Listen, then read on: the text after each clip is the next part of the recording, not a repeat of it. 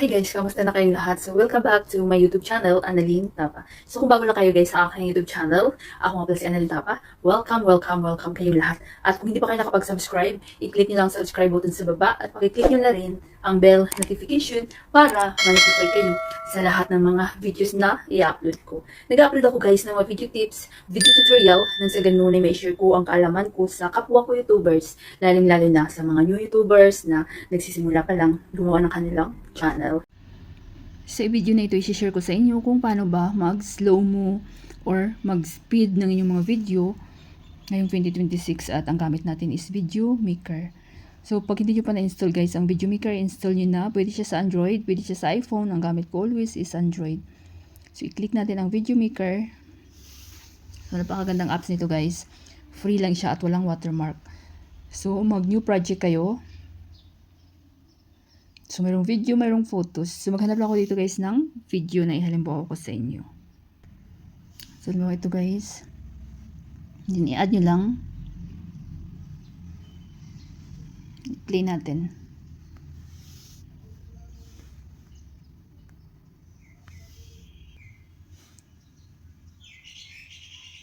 So, yan ang pinaka normal niya guys. Ayan. So, yun ang normal, di ba? So, asawa ko pala yun guys. My husband. So, hanapin natin ang speed. I-click nyo ang ano guys, ang clip, video clip. Hanapin nyo sa baba ang speed. So, ito yung pinaka-normal niya guys. May number dyan, 1, 2, 4. Ang pa-right side is mabilis. So, unahin muna natin ang speed. So, depende sa inyo kung gaano ba kabilis ang gusto nyo. So, i-move nyo lang to guys, itong red na dot. So, play natin. Diba? So, depende sa inyo guys kung gaano ka bilis ang inyong video. Ayan. So, balik natin sa normal. Dito naman tayo sa slow-mo. Normal. So, slow-mo guys pa, left side. So, i-move natin itong red na dot. So, kayo na bahala mag-control kung ano yung gaano ka bagal ang gusto nyo. Ayan.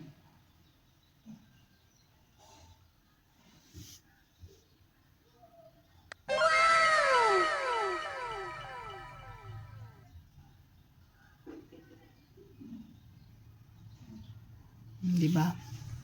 Then, i-check nyo lang kung okay na kayo.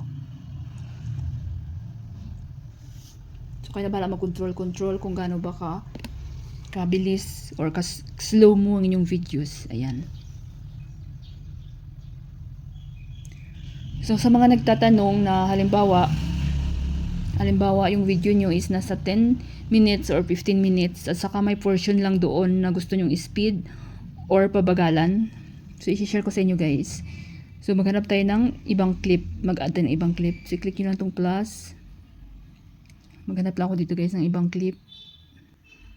So, ito. Add lang natin. I-check nyo lang. Then, add. So, ayan. Na-add na siya guys. I-play natin. So, ito yung pinaka normal guys. Ayan, normal siya na move. So, halimbawa, gusto nyong pabilisan yung ito. Depende sa video nyo. So, halimbawa ito, dito na portion, gusto nyong pabilisan or pa-slow mo. So, i-click nyo lang guys. Estimate nyo lang kung kailan mag-start na pabagalan or pabilisan yung video nyo. I-click nyo ang split. Yan. So, nakita nyo, hati na siya. Yan. Then, halimbawa, until dito, hanggang dito yung gusto i-adjust natin. Ayan. Yan. Then, split nyo uli siya. Ito, nahati uli siya. So, kita nyo ito. Ito, nakita nyo, nahati na siya. Yan. Hanggang dito. So, ito na portion, halimbawa, ang gusto nating ipabilisan or pabagalan. So, click nyo yung clip na yan. Then, speed. So, pabilisan muna yung una natin. Yan. I-check natin guys. So, i-play natin. So, ito yung pinaka-normal. Ayan din speed.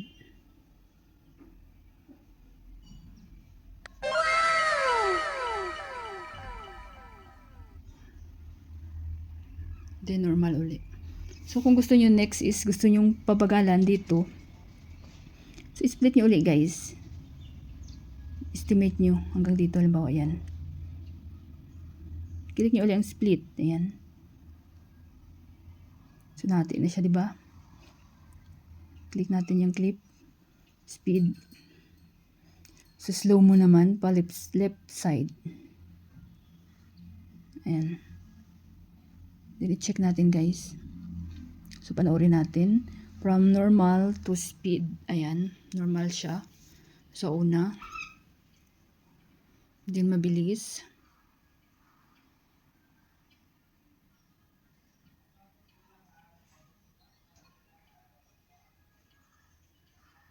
Yan. Then mabagal. Slow mo.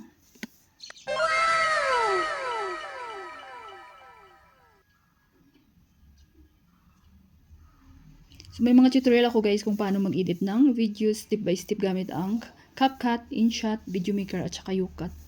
So itong mga apps na to is free lang siya guys. So yan, mabagal.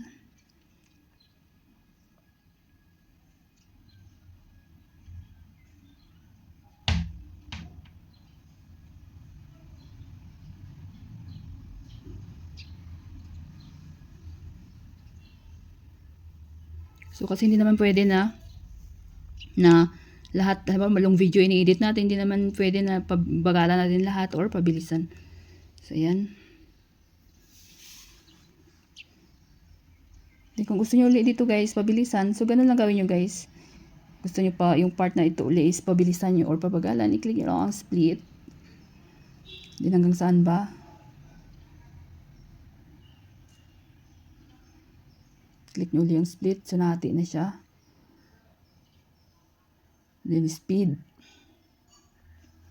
Dito naman is mabilis.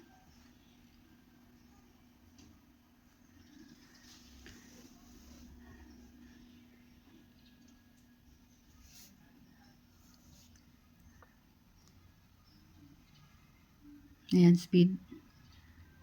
So, gamit na gamit din itong speed at saka slow mo kapag mga content creator tayo guys. Kasi mas maganda, minsan may mga part ng video natin na gusto nating pabilisan, pabagalan. So, ito is pabagalan ulit natin. So, sana nakuha nyo guys. Kasi step by step na itong tinuturo ko. So, pag left side, move nyo itong red knob, dot, bilog. Slow mo yan siya. Depende sa inyo kung gaano ka slow mo yung gusto nyo. So, mabilis sa part na to. Basta split nyo lang, estimate nyo lang kung saan nyo na part gustong i-slow mo or ipabilisan. So, ayan, slow mo ulit.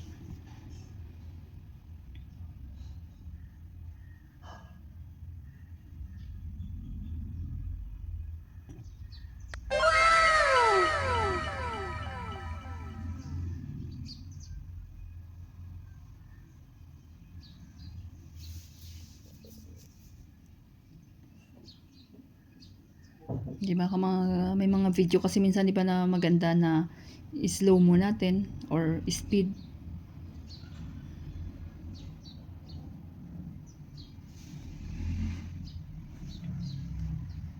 So, super dali lang guys. Mag speed or mag slow mo ng inyong video. So split lang kayo. Estimate nyo lang kung saang banda, saang part ng video nyo gawin yung speed at saka slow mo. So yan.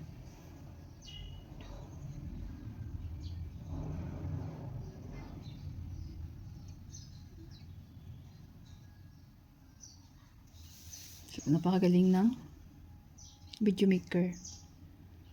So dito rin ako na-edit guys ng video sa VideoMaker. Wala rin siyang watermark at saka free lang.